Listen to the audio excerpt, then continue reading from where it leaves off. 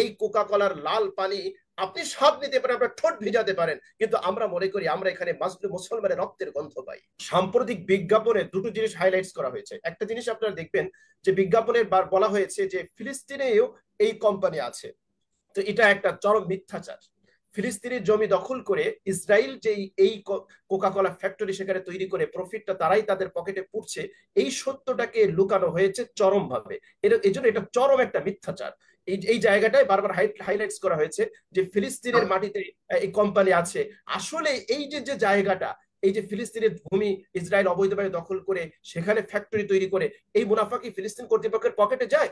এই মুনাফা তো ইসরায়েলের পকেটে যায়। তাহলে এই অত্যন্ত সূক্ষ্মভাবে এই জায়গাটায় একটা মিথ্যাচার করে মানুষের আবেগ নিয়ে তারা খেলতে চেয়েছে, কিন্তু জনগণ তাদের আবেগকে খেলে দিয়েছে। আলহামদুলিল্লাহ, আমাদের যতটুকু সামর্থ্য আছে আমরা অর্থনৈতিক ভাবে তাদের উপর চাপ প্রয়োগ করতে পারি। আপনি বলছেন যে কোকা কোলার পানীয় লাল, এটা লাল রং দেখতে পাচ্ছেন আপনারা, কিন্তু আমরা দেখতে পাচ্ছি আসলে প্যালেস্টাইনিদের রক্তের রং সেখানে মিশে আছে। আমি একটা একটা করে আমি এখানে কিছু পয়েন্ট ফাইন্ড আউট করছি একেবারে সূত্র সহ, যেটা সাধারণ জনগণ বা মানুষ এটা জানতে পারে না যে আসলে কোকা কোলাকে বর্জন করা উচিত কেন।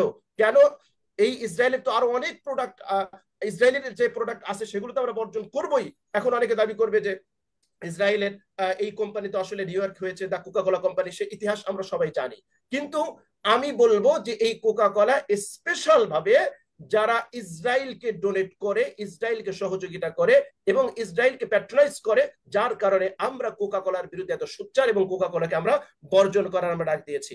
আমি এখানে প্রথম যে কথাটি এখানে বলতে চাই সেটা হচ্ছে ইসরায়েলি দখলদারিত্ব অবৈধ স্থাপনা থেকে মুনাফা করার কারণে কোকা কোলাকে যে কালো তালিকাভুক্ত করেছে খোদ জাতিসংঘ। আপনি ভালো করে এটা খেয়াল করবেন। আমি প্রথম যেটা বলি যে টাইমস অফ ইসরায়েল পত্রিকা 12 সেপ্টেম্বর 2017, টাইমস অফ ইসরায়েল পত্রিকা 12 সেপ্টেম্বর 2017, এখানে এই কোকা কোলাকে খোদ জাতিসংঘ কালো তালিকাভুক্ত করেছে। কেন করেছে? ইসরায়েলি দখলদারিত্ব ও অবৈধ স্থাপনা থেকে মুনাফা অর্জন করার কারণে কোকা কোলাকে কালো তালিকাভুক্ত করেছে খোদ জাতিসংঘ। আমি এখানে কোট করলাম পত্রিকার, এবং যদি কেউ চায় আমরা সেই ওয়েবসাইটের লিঙ্কও আমরা সাগর ভাই আপনাকে দিতে পারবো। এটা হচ্ছে এক নম্বর একটা কথা। দুই নম্বর হচ্ছে আমরা জানি যে জায়নবাদ বা জায়নবাদী যারা আছে, এটা নিয়ে নতুন করে বলার কিছু নাই। কোকা কোলা হচ্ছে এই জায়নবাদীদের এক ধরনের বড় ধরনের ডোনেট করে থাকে বা ডোনেশন করে থাকে। জায়নবাদ পৃথিবীতে এস্টাবলিশড হওয়ার জন্য কোকা কোলা এখানে একটা মানে অগ্রণী ভূমিকা এটা পালন করে। দুই নম্বর হচ্ছে দেখেন, কোকা কোলার সবচেয়ে বড় shareholder Warren Buffett. Coca কোলার সবচেয়ে বড় একজন শেয়ার হোল্ডার, তার নাম হচ্ছে ওয়ারেন বাফেট, পৃথিবীর সবচেয়ে প্রভাবশালী জায়ান্টবাদীদের অন্যতম। এই যে কোকা কোলার যে শেয়ার হোল্ডারের মালিক তার মধ্যে অন্যতম একজন হচ্ছে ওয়ারেন বাফেট, পৃথিবীর সবচেয়ে প্রভাবশালী জায়ান্টবাদীদের অন্যতম। নিজের বিপুল অর্থ ব্যবহার করে সে নানাভাবে ইসরায়েলকে সমর্থন দিয়ে আসছে। সূত্র tabletmac.com, tripranks.com, এখানে ওয়েবসাইটের সূত্র যদি কারো দরকার হয় আমরা সেটা দিতে পারবো। তাহলে আমরা দেখতে পাচ্ছি যে কোকা কোলার যে বড় শেয়ার হোল্ডার রয়েছে সে জায়নবাদীদের অন্যতম। সুতরাং কোকা কোলার বর্জনের ডাক এটা আমার ইমানি দায়িত্ব। আমি মনে করি যে প্রত্যেক মুসলমান দল মত নির্বিশেষে প্রত্যেকের উচিত, যারা জায়নবাদকে সমর্থন করে, যারা জায়নবাদীর পক্ষ অবলম্বন করে, যারা জায়নবাদীকে অর্থ দিয়ে সহযোগিতা করে, যারা অস্ত্র কেনার জন্য সহযোগিতা করে, এই ধরনের প্রোডাক্টকে অবশ্যই অবশ্যই মুসলমানের বর্জন করা উচিত। America Israel chamber of commerce নামের একটি প্রতিষ্ঠান ইসরায়েলি অর্থনীতিতে সর্বাধিক অবদান রাখা কোম্পানিগুলোকে সম্মানিত পুরস্কৃত করে। এটা আমাদের ভালো করে খেয়াল রাখতে হবে। American Israel chamber of commerce নামের একটা প্রতিষ্ঠান আছে, যে প্রতিষ্ঠান কি করে ইসরায়েলি অর্থনীতিতে সর্বাধিক অবদান রাখা কোম্পানিগুলোকে সম্মানিত পুরস্কৃত করে। এসব পুরস্কারের অর্থায়ন করে এই কোকা কোলা। এটা আমি বানিয়ে বলছি না, আপনি দেখতে পারেন সূত্র ওয়েবসাইটের, যদি লিঙ্ক থাকে আমরা সেই লিঙ্ক আপনাদেরকে দিতে পারবো। এখানে আরেকটা কারণ হচ্ছে আমরা জানি যে আইপ্যাক, AIPAC, আইপ্যাককে মনে করা হয় আমেরিকার সবচেয়ে প্রভাবশালী লবি।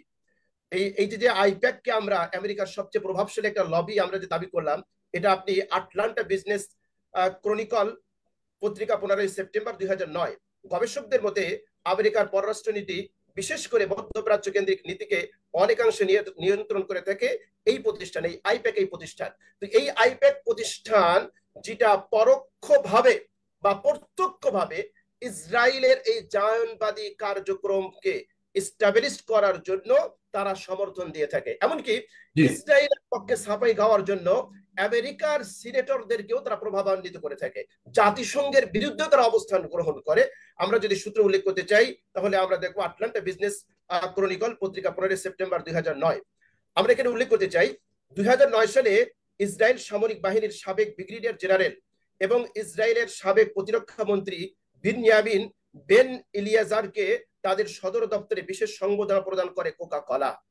খুব ভালো করে এটা খেয়াল করবেন যে ইসরায়েলের সাবেক ব্রিগেডিয়ার জেনারেল এবং ইসরায়েলের সাবেক প্রতিরক্ষা মন্ত্রী তাদেরকে কোকা কোলা কোম্পানি বিশেষ সংবর্ধনা দিয়ে থাকে। এই লোকের তত্ত্বাবধানে সংগঠিত হয় জেনিন গণহত্যা। এখন এই যে ইসরায়েলের সাবেক প্রতিরক্ষা মন্ত্রী বিনয়ামিন এবং সে সাবেক ব্রিগেডিয়ার জেনারেল, সে কে ছিল?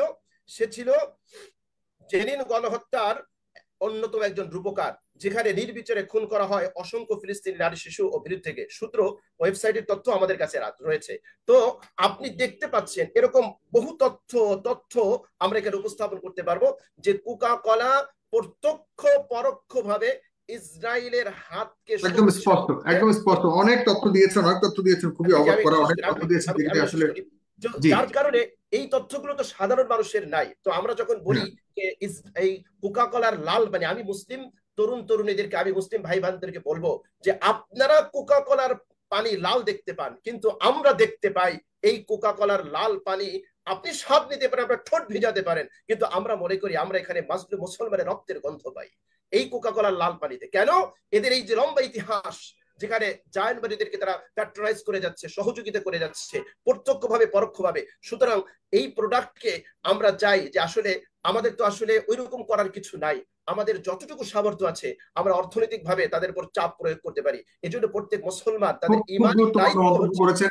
আপনি বলছেন যে কোকা কোলার পানীয় লাল, এটা লাল রং দেখতে পাচ্ছেন আপনারা, কিন্তু আমরা দেখতে পাচ্ছি আসলে প্যালেস্টাইনিদের রক্তের রং সেখানে বেশি আছে। আপনারা কি একমত কিনা প্রিয় দর্শক? আপনাদের মতামত জানাবেন। খুব গুরুত্বপূর্ণ মন্তব্য করেছেন জনাব মাওলানা আবু মোহাম্মদ রহমানী। তার সাথে আপনার একমত, যদি একমত হন অবশ্যই অনুষ্ঠানটাকে শেয়ার করবেন। আমি দ্বিতীয় পর্বে যেতে চাই যে জনাব রহমানী আপনি একদম জি 30 সেকেন্ড শেষ। আমি সর্বশেষ যে মেসেজটা আমি আমাদের জনগণদেরকে দিতে চাই, আমি এখানে ধর্ম কে কোন ধর্মের অবলম্বী তা নয়, কারা মানবতার পক্ষে অবস্থানকারী, সে কার মনুষ্যত্ব আছে।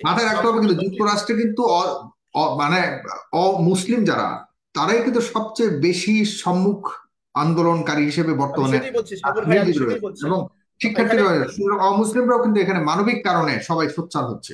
আমি সেটাই বলছি সাগর ভাই এই জায়গাটা আমি স্পষ্ট করতে চাই, যারা মানবতার পক্ষে, মনুষ্যত্বের যারা পক্ষে কথা বলবে, অবশ্যই তাদেরকে এই কোকা কোলা এবং ইসরায়েলি প্রোডাক্ট বন্ধ করে তাদের অর্থনৈতিক মেরুদণ্ড ভেঙে ফেলার জন্য অগ্রসর হতে হবে, সচেষ্ট হতে হবে। আমি আজকের ফেস দ্য পিপলের টকশোর মাধ্যমে আমার দেশের জনগণ সহ বাংলা ভাষাভাষী জনগণকে আমি জানাতে চাই, আসুন আমরা কোকা কোলাকে বর্জন করি।